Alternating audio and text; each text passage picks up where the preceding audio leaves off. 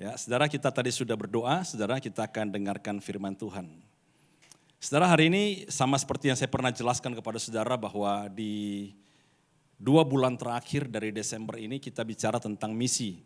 Dan salah satu hal yang Tuhan taruh di hati saya adalah judul ini, saudara. Ada teman saya tiba-tiba dia WA, dia bilang, kamu sudah perayaan Paskah ya? Saya bilang, loh ini kan film Paskah katanya. Oh, kamu kena branding, saya bilang ya.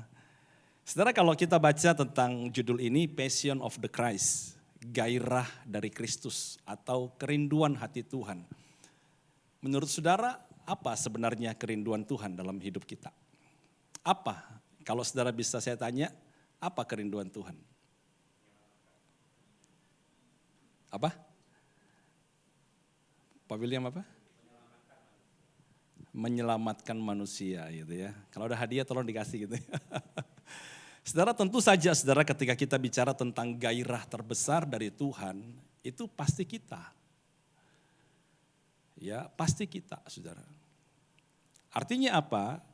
Gairah terbesar Tuhan adalah jiwa. Tadi Pak William bilang bahwa bagaimana kita ini tidak binasa tapi kita diselamatkan, saudara. Kalau Anda baca sepanjang Alkitab, saudara, maka Anda akan menemukan bahwa Tuhan sedang berbicara tentang kita, cintanya kepada kita. Coba Anda lihat di dalam Matius 18, kemudian Lukas pasal ke-5 dan Lukas 15, saudara.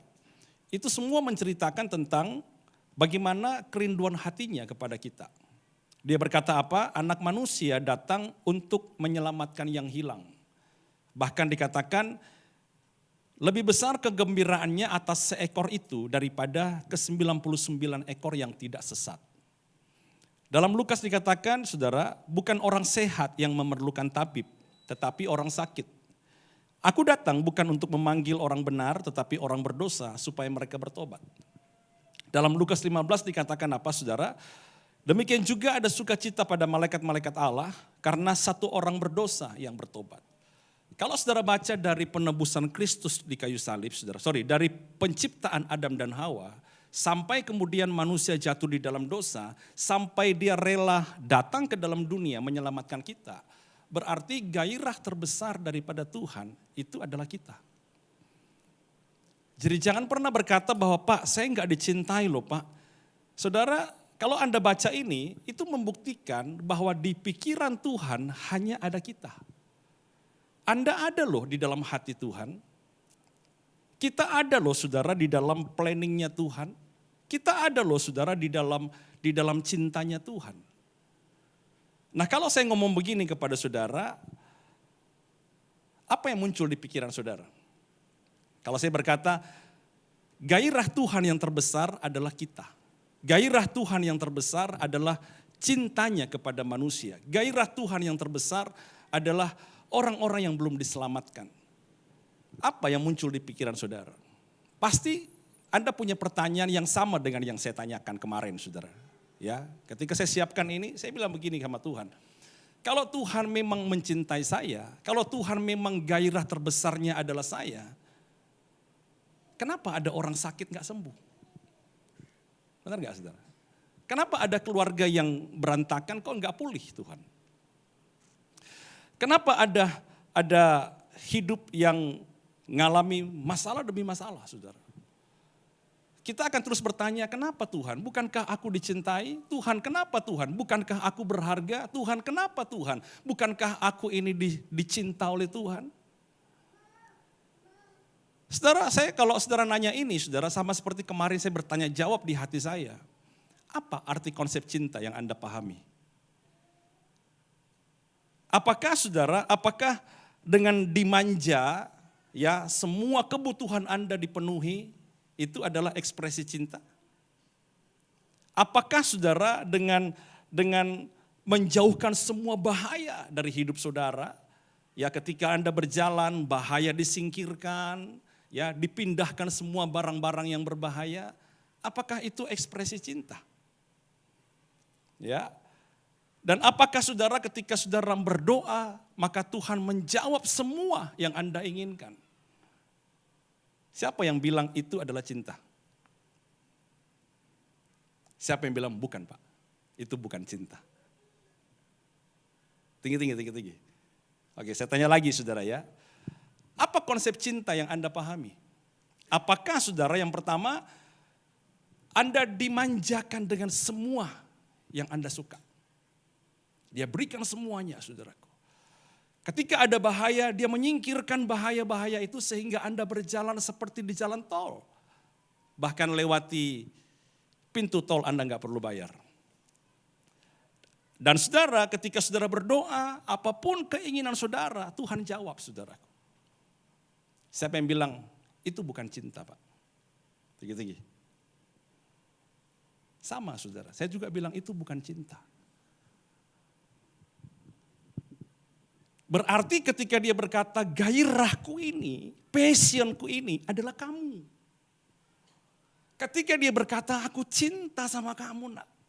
Aku mengasihi engkau.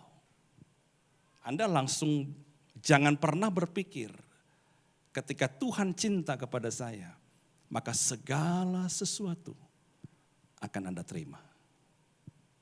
Karena kalau saudara berpikiran kayak begitu saudara, maka itu berarti Anda lebih senang dengar khotbahnya setan. Di Alkitab ada 2 jenis khotbah.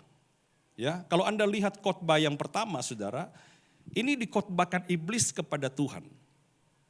Dia berkata, kalau engkau anak Allah, perintahkan batu-batu ini jadi roti. Ya, kalau engkau mau saudara, kalau engkau anak Allah, semua kebutuhanmu, semua yang diinginkan dagingmu, kamu dapat. Itu khotbah setan.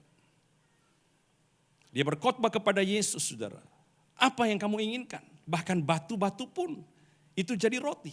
Kenapa jadi roti? Karena engkau lapar, maka engkau bisa makan. Ya. Bahkan dia berkata, saudara, kalau engkau anak Allah, jatuhkan dirimu ke bawah. Sebab ada tertulis mengenai engkau. Ia akan memerintahkan malaikat-malaikatnya dan mereka akan menatang engkau di atas tangannya. Kalau engkau anak Tuhan, maka akan ada perlindungan yang istimewa. Akan ada privilege. Ya, engkau akan dilindungi Tuhan. Bahkan ketika engkau mencobai Tuhan pun oleh karena kesalahanmu, tetap tangan perlindungan Tuhan itu ada. Ketika kita mengalami persoalan, kita mulai bertanya, apakah Tuhan cinta kepada saya? Padahal itu adalah khotbah daripada si jahat. Yang ketiga dia berkhotbah saudara, semua ini akan kuberikan kepadamu jika engkau sujud menyembah. Ya, selama engkau ada jadi anak Tuhan, maka ketika engkau menyembah, maka ketika engkau berdoa, semua yang engkau doakan, aku kabulkan. Kalau saudara berkata tadi, Pak, kenapa orang yang dicintai Tuhan punya pergumulan?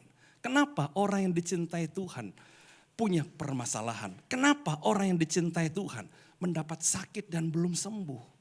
Kenapa orang yang dicintai Tuhan, yang kalau Bapak katakan gairah Tuhan adalah saya. Kenapa saya harus menderita dalam pernikahan saya? Karena Tuhan tidak pernah berkhotbah itu saudaraku. Ya, apa yang menjadi khotbah Yesus? Siapa yang mau ikut aku, dia menyangkal dirinya, memikul salibnya, dan mengikuti aku. Anda lihat perbedaan khotbah ini? Satu khotbah transaksional, satu khotbah relasional. Satu khotbah yang memanjakan, mengabulkan segalanya. Satu khotbah yang mendewasakan.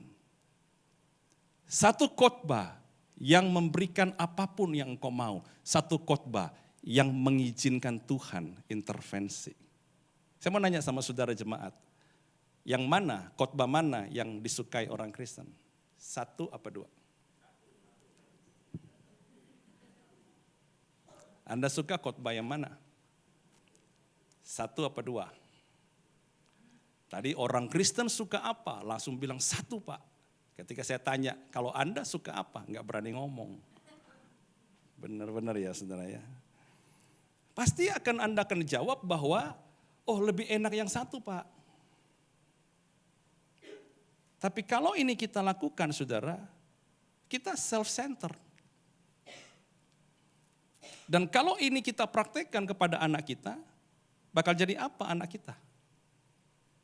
Siapa di sini yang mempraktekkan pendidikan parenting mereka kepada anaknya berdasarkan khotbah 1? Ada? Saya kira enggak.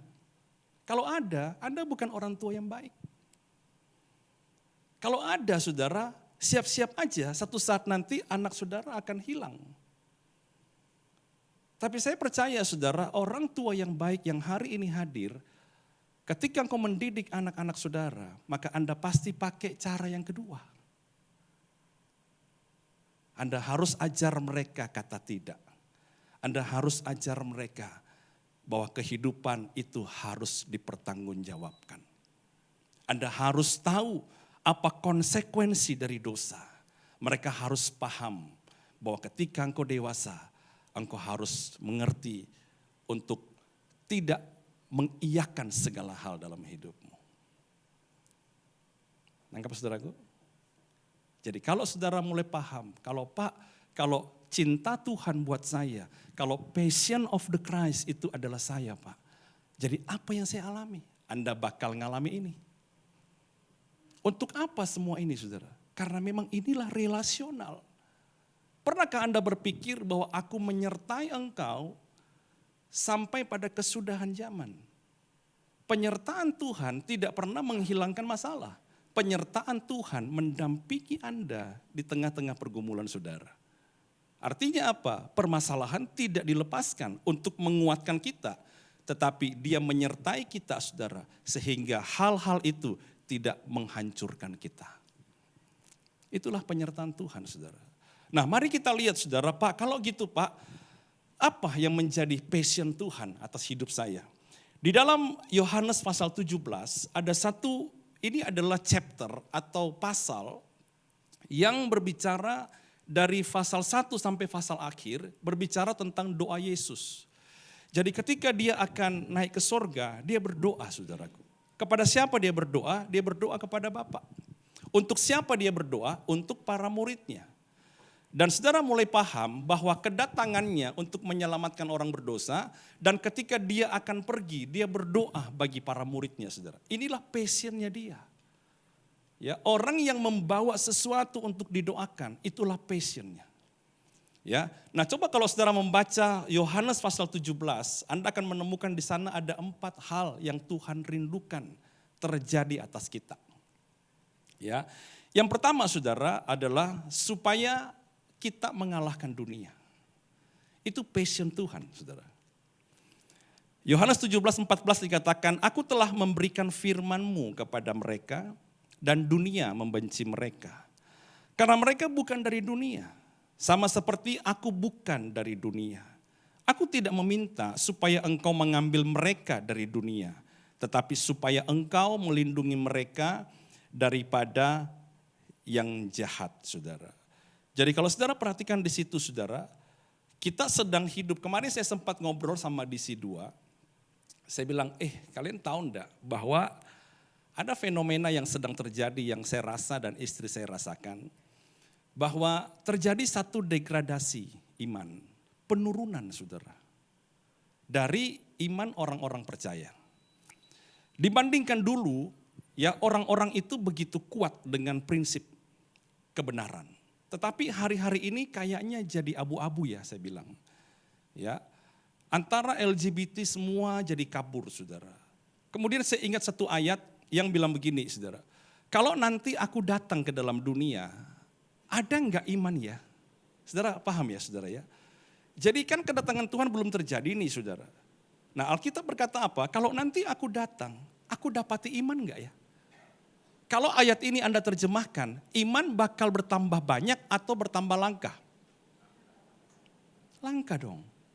Jadi berarti jangan Anda pernah berpikir bahwa semakin ke sini maka orang-orang percaya akan bertambah imannya. Enggak ternyata. Iman akan bertambah langka saudara. Berarti PR kita tambah banyak dong saudara. Kenapa bisa seperti itu? Karena kita berada di dalam dunia yang sedang mengalami penurunan. Saya kemarin sempat ngobrol sama mereka saudara, bahkan di Indonesia sendiri ketika ada seseorang orang tua datang ke sebuah sekolah internasional, saudara, dia menemukan ada 3 toilet sekarang, saudara. Terjadinya bukan di Amerika, bukan di luar negeri, terjadinya di Indonesia. Sehingga orang akan bingung, saudara. Ini jenis kelamin saya apa nih, saudara? Semua akan menjadi ringan. Ada seorang teman di situ bilang begini, kalau di Eropa, paham ini udah lama. Sehingga strugglingnya itu, kerikil-kerikilnya udah rata. Ya mereka sudah biasa, saudara. Kita mau menikah, kita kumpul kebo dulu, saudara. Supaya cocok apa enggak. Nanti setelah punya anak kita married, ya biasa, saudara. Kehidupan para selebriti itu biasa. Tapi kita di timur, ini baru mulai. Baru mulai, saudara. Sehingga strugglingnya banyak nih. Pertentangan sana sini banyak. Tetapi nanti dia berkata, saudara, pada dalam proses waktu, semua akan rata, mulus. Sehingga orang-orang tidak akan paham, ini benar apa salah, ini hitam atau putih. Semua abu-abu, saudara. Nah kita hidup di dunia kayak begitu. Apa kerinduan Tuhan? Tuhan, aku pengen supaya umatku bisa ngalahin dunia. Amin. Aku pengen Tuhan supaya umatku Tuhan tidak terikat dengan segala hal yang akan memuaskan daging mereka. Kalau saudara baca di Alkitab, Anda akan menemukan ada 3 perkara besar di dunia ini. Ya, keinginan mata, keangkuhan hidup, dan keinginan daging. Nah kita harus menang, saudara, dari 3 hal ini. Jadi itulah sebabnya kenapa Tuhan menyuruh kita menyangkal diri, saudara. Ya, kenapa Tuhan suruh kita untuk supaya kita menyalibkan daging kita. Supaya kita bisa menang. Kita bisa menang, saudara. Tidak semua yang ditawarkan dunia Anda bisa ambil. Anda harus berkata tidak kepada dunia. Anda harus bisa menang, saudara, dari dunia ini. Pak, kita kan tinggal di dunia, Pak. Saudara, ikan itu juga ada di laut. Tapi dia nggak pernah asin. Sampai nanti dia mati. Anda hidup di dunia tapi tidak harus menjadi duniawi. Kita hidup di dalam dunia, saudara, diserbu dengan informasi. Tapi kita harus bisa menang. Amin. Pak, saya belum bisa. Itu kerinduan Tuhan. Makanya dia berdoa. Kuatkan mereka, Tuhan. Mereka harus bisa ada di dalam dunia. Lindungi mereka daripada yang jahat. Ya, anak-anak kita adalah PR terbesar kita. Jadi saudara, kerinduan hati Tuhan ini harus ada pada kita dan kita berikan kepada jiwa-jiwa, yaitu anak-anak kita, kepada teman-teman kita. Mereka harus menang dari dunia ini, saudara. Yang kedua, saudara, apa doa Yesus? Ya, supaya Anda mengenal Dia dalam kebenaran. Dalam Yohanes 17 dikatakan begini, saudara. Mereka bukan dari dunia, sama seperti aku bukan dari dunia. Kuduskanlah mereka dalam kebenaran. Firman-Mu adalah kebenaran. Sama seperti engkau telah mengutus aku ke dalam dunia, demikianlah pula aku telah mengutus mereka ke dalam dunia. Dan aku menguduskan diriku bagi mereka, supaya mereka pun dikuduskan, saudara, di dalam kebenaran. Gairah terbesar Tuhan yang kedua ada di dalam doanya. Ya, dia berkata, saudara, supaya mereka ada di dalam kebenaran. Apa maksudnya, saudara? Supaya kita kenal Tuhan. Anda kenal Tuhan itu bukan dari doa yang dijawab saja. Anda mengenal Tuhan dari proses bergaul dengan Dia. Ya, Dia mau kita baca Alkitab, saudara. Dia mau kita bukan hanya menjadi pendengar saja, tapi Dia mau kita ngalami Tuhan. Dia mau kita kenal Tuhan. Ya, Dia mau kita bergaul dengan Tuhan, saudara. Dia mau kita kenal hatinya, bukan hanya kenal berkatnya. Kalau saudara orang tua didatangi anak tiap kali pengen minta uang, kira-kira perasaan saudara gimana, saudara? Senang apa sedih? Ya sedih lah, saudara, ya. Kalau dia datang, Pak minta uang, Pak. Ya dia tidak pernah datang lagi, saudara. Selain untuk minta uang. Ya kita pasti sedih, saudara. Tapi Tuhan berkata apa? Aku bisa memberkati hidupmu. Aku bisa bawa engkau kemanapun yang aku inginkan. Aku bisa angkat hidupmu sampai engkau ada di puncak dunia. Mungkin bisa Tuhan katakan begitu, saudara. Tapi kamu kenal aku enggak? Kalau saya tanya sama saudara, Anda kenal Tuhan sebagai apa? Mungkin ada yang berkata, Pak, aku kenal Tuhan sebagai penyembuh. Yang lain? Pak, aku kenal Tuhan sebagai guru. Yang lain saudara, aku kenal Tuhan sebagai pemulih. Kenali dia saudara. Lewat pengalaman-pengalaman hidup kita. Ya, bangsa Israel saudara itu adalah bangsa yang dipimpin Tuhan di padang gurun saudara. Bahkan saya mau bilang sama saudara, mereka itu lihat di depan mata laut terbelah. Anda tahu saudara, laut merah itu 2 kilo diameternya. Jadi saudara betapa luasnya.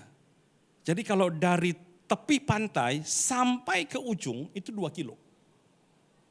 Nah 2 kilo ini saudara terbentang kan, betapa luasnya saudara. Ya jadi mereka berjalan di tanah kering itu sepanjang kurang lebih 2 kilo saudara. Untuk sampai di seberang. Mereka lihat dengan mata mereka sendiri.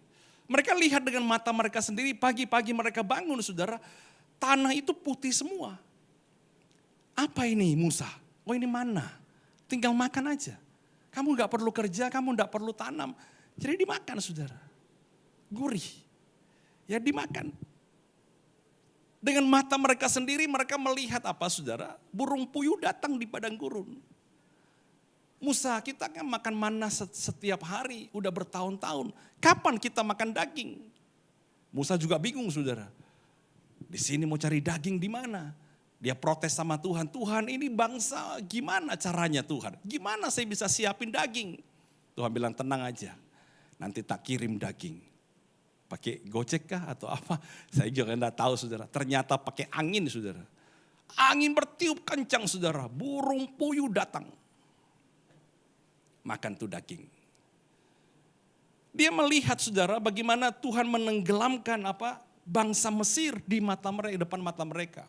Mereka melihat tiang awan, tiang api. Mereka lihat dari batu keluar air. Saya mau bilang sama saudara, ini bukan air yang dari keran saudara. Dari gunung batu keluar air. Kenapa bisa begitu? Karena 3 juta orang minum. Kalau 3 juta orang minum airnya kayak keran saudara, mau antri berapa lama? Ini gunung batu saudara mengeluarkan air. 3 juta orang bisa minum. Tapi saya mau nanya sama saudara, apakah mereka mengenal Tuhan? Tidak. Musa di gunung mereka membangun lembu emas. Dari 3 juta, dari sekitar 1 juta laki-laki lah kurang lebih saudara. Mungkin hampir 2 juta orang laki-laki, yang tinggal cuma 2. Yosua dan Kaleb. Itu berarti apa saudara? Mereka lihat mujizat, tapi mereka tidak kenal Tuhan. Saudara mari saudara, saya ajak saudara, mari bacalah firman. Mari kenallah Tuhan saudara. Mari kenal dia lebih dalam, mari bangun kembali mesbah doa kita. Mari kembali bercakap-cakap sama Tuhan. Mari kembali Tuhan koreksi hidupku, aku mau kenal Tuhan. Karena itu kerinduan hati Tuhan buat kita. Amin. Saya rindu saudara ya, saya rindu ketika kita ditanya seberapa dalam engkau kenal Tuhan. Kita bisa cerita banyak saudara. Itu harapan saya supaya jemaat ini bisa kokoh, bisa kuat. Karena ini adalah doa Tuhan buat kita. Apa yang ketiga saudara, yang menjadi doa Tuhan Yesus. Ya, supaya bersatu di dalam kerukunan. Ini gairah Tuhan ya. Dalam Yohanes pasal 17 dikatakan supaya mereka semua menjadi satu sama seperti engkau ya Bapa di dalam aku dan aku di dalam engkau, agar mereka juga di dalam kita, supaya dunia percaya bahwa engkaulah yang telah mengutus aku.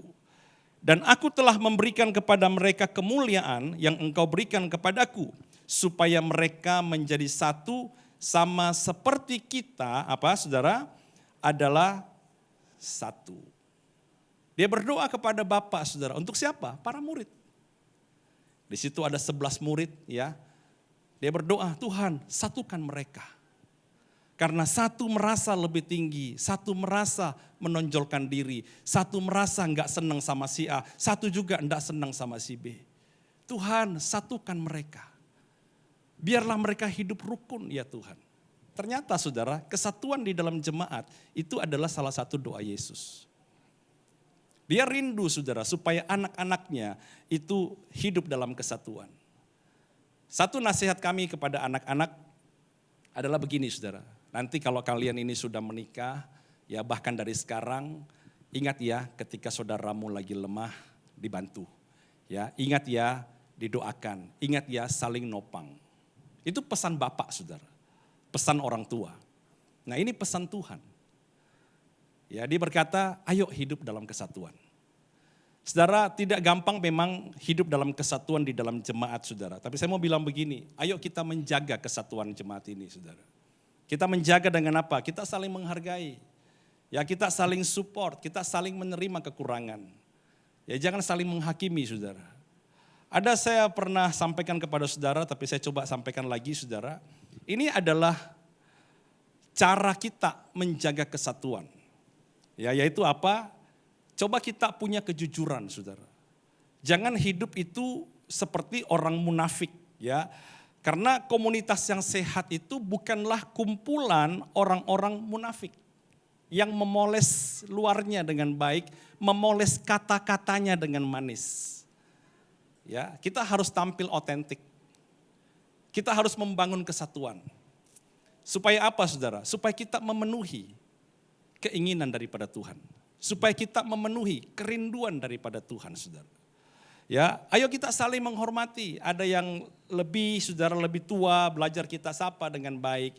Ya, kita berikan respek kepada mereka. Kita menghargai perbedaan-perbedaan. Kita menghargai perbedaan pendapat. Kita menghargai sosial mereka. Kita menghargai warna kulit. Kita menghargai bentuk rambut mereka.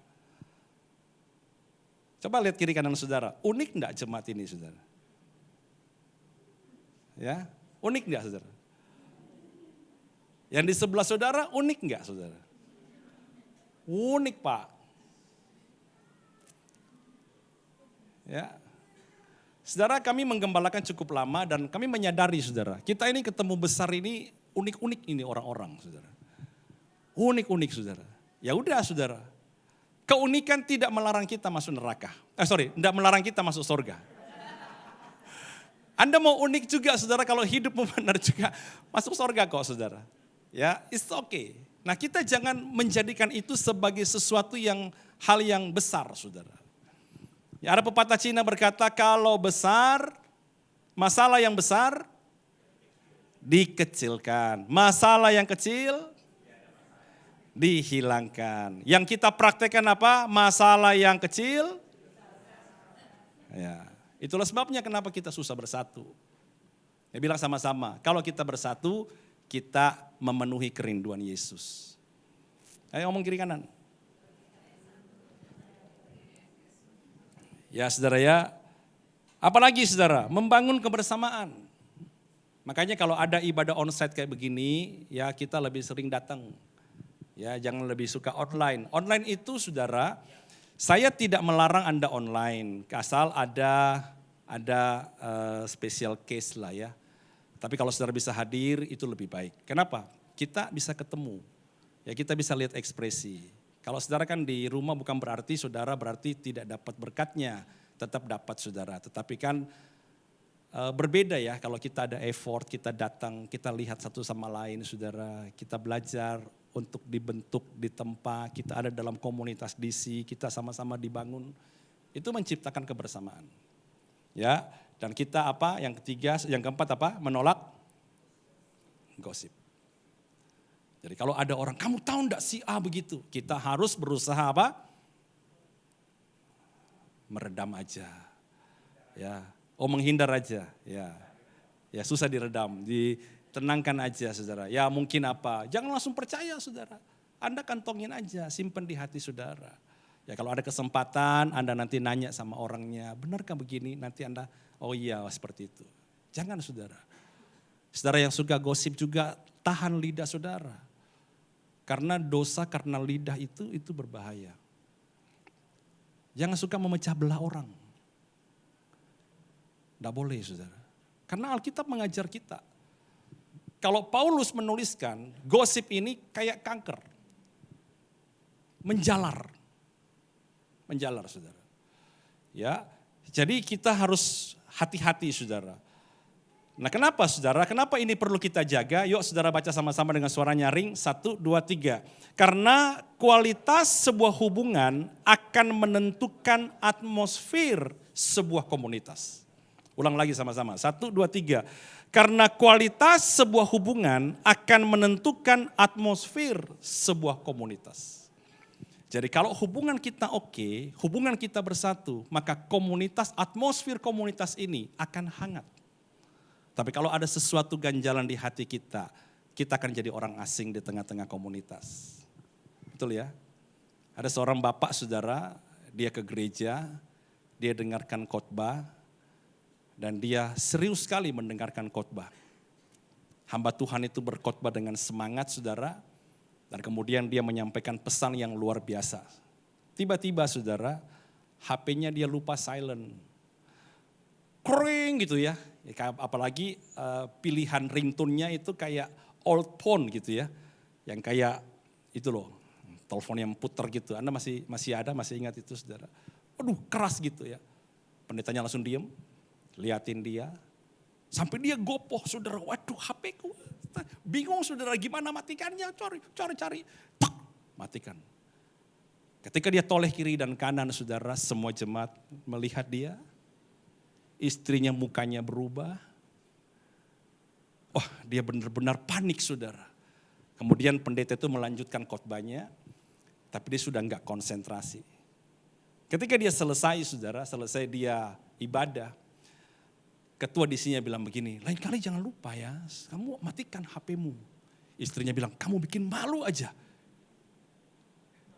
Wah saudara, itu adalah kali terakhir dia ke gereja. Satu kali saudara dia pergi ke bar, dia duduk lagi minum saudara, gak tahu apa yang dia pikirkan. Dia ada pria di sebelahnya, ada wanita di sebelahnya lagi. Ya ada bartender di depannya dia, sambil dia minum begitu saudara, entah dia melamun atau apa, atau memang dia suka lupa mungkin ya. Gelas itu jatuh saudara, jatuh, minuman itu mengalir ke meja itu dan kena kepada celana dari teman pria di sampingnya, bukan teman pria, orang di samping dia saudara. Waduh saudara bilang, aduh maaf. Anda tahu saudara, pria itu bilang, enggak apa-apa. Udah tenang aja. Bartendernya langsung ambil handuk saudara, dia lap cepat mejanya. Ya, dan pelayannya datang saudara, dia ambil gelas yang jatuh itu, Bapak enggak apa-apa. Pecahan gelasnya enggak mengenai Bapak. Dan manajernya bilang, coba gantikan air minum ini. Sejak itu saudara, dia tidak pernah berhenti datang di bar itu.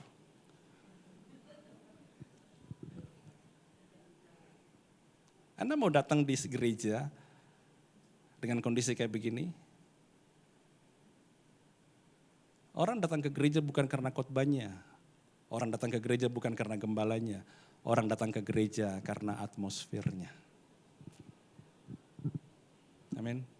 Siapa yang menjaga atmosfer ini? Kita semua. Oh, jangan gembala. Kita semua. Ya, saudara. Atmosfer itu tercipta, orang pertama yang dia jumpai adalah siapa? Ketika dia datang siapa? Asar. Sejak asar. Dia belum berkhotbah saudara, saya belum berkhotbah. Dia diberkati apa tidak saudara? Tergantung orang pertama yang dia jumpai di lift dan pintu gerbang bawah. Pak dia lewat belakang, ya terserah saudara. Ya itu dia saudara. Amin. Tuhan bilang begini, aku rindu nak, hiduplah dalam kesatuan. Itu passion Tuhan. Ya. Nah yang keempat yang terakhir saudara. Supaya apa? Supaya jangan ada yang binasa, saudara. Di dalam Yohanes 17 dikatakan begini, ya Bapa, aku mau supaya dimanapun aku berada, mereka juga berada bersama-sama dengan aku. Mereka yang telah Engkau berikan kepadaku, agar mereka memandang kemuliaanku yang telah Engkau berikan kepadaku. Sebab Engkau telah mengasihi aku sebelum dunia dijadikan. Yesus berdoa saudara kepada Bapa, dia berkata, aku mau supaya dimanapun aku berada, mereka juga bersama-sama dengan aku. Di mana itu saudara? Di tempat yang mulia, di dalam kekekalan. Memang dia meninggalkan muridnya saudara, tapi dia bilang, aku mau murid-murid ini kembali bersama dengan aku dalam kemuliaan. Dia enggak mau satupun yang binasa saudara. Dia enggak mau saudara kita itu akhirnya akan kehilangan keselamatan kita. Jadi sekarang kita mulai paham nih saudara. Kenapa dia mengizinkan pergumulan masalah terjadi dalam hidup kita. Tujuannya ini. Kalau berkat itu menjauhkan kita daripada Tuhan, saya bilang itu bukan berkat.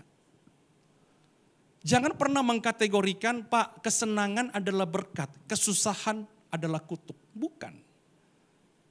Berkat adalah kesatuan dengan Kristus. Kutuk adalah keterpisahan dengan Kristus. Bukan masalah punya dan tidak, bukan masalah nambah apa tidak, bukan masalah ada atau tidak ada. Tetapi berkat adalah Anda terhubung gak sama Tuhan. Kutuk adalah terpisahkah saudara dengan Tuhan. Pak, aku hidupnya segalanya cukup Pak. Gimana hubunganmu sama Tuhan? Terpisah, maka segala yang kau punya bukanlah berkat. Pak, aku susah nih Pak, Tuhan gak sayang, Tuhan izinkan nangis setiap hari. Gimana hubunganmu sama Tuhan? Aku tahu Tuhanku, aku tetap percaya. Itu adalah berkat. Yang paling sial adalah, Tuhan kok gini Tuhan? Ditanya, gimana hubunganmu sama Tuhan? Wes terpisah, wes sudah susah, terpisah lagi saudara. Ingat ya saudara ya, kutuk dan berkat itu bicara tentang hubungan. Bicara tentang koneksi kita sama Tuhan. Makanya kadang-kadang dia mengizinkan saudara, masalah-masalah terjadi dalam hidup kita, dia mengizinkan supaya kita berada di dalam hal-hal yang tidak nyaman. Karena dia ingin memberikan kepada kita harta yang sesungguhnya, harta rohani, iman, pengharapan dan kasih. Ya, jadi kalau hari ini saudara, Anda berada di dalam hal-hal yang sulit dalam kehidupan saudara, saya mau bilang jangan terlalu menghakimi hidup saudara, janganlah berkata Tuhan tidak sayang sama saya, enggak saudara. Ya, Tuhan mau setiap kita jangan ada yang binasa. Ketika Anda paham ini, ya saya ulang sekali lagi saudara, bahwa passion of the Christ, gairah daripada Tuhan, kerinduan daripada Kristus, itu supaya kita mengalahkan dunia, supaya kita mengenal Dia, supaya kita hidup dalam kesatuan, supaya kita tidak binasa. Hati kayak begini harus kita punya. Karena misi tidak akan pernah bergerak tanpa kita memiliki hatinya Tuhan.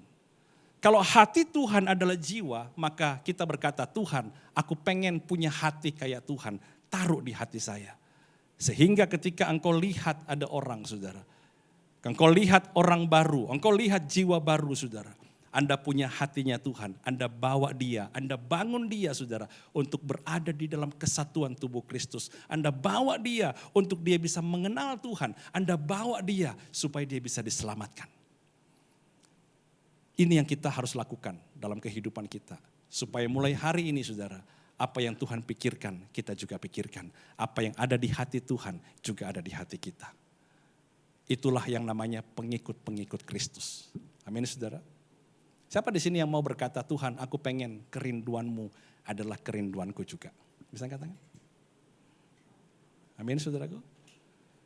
Mari sama-sama datang kepada Tuhan. Saya minta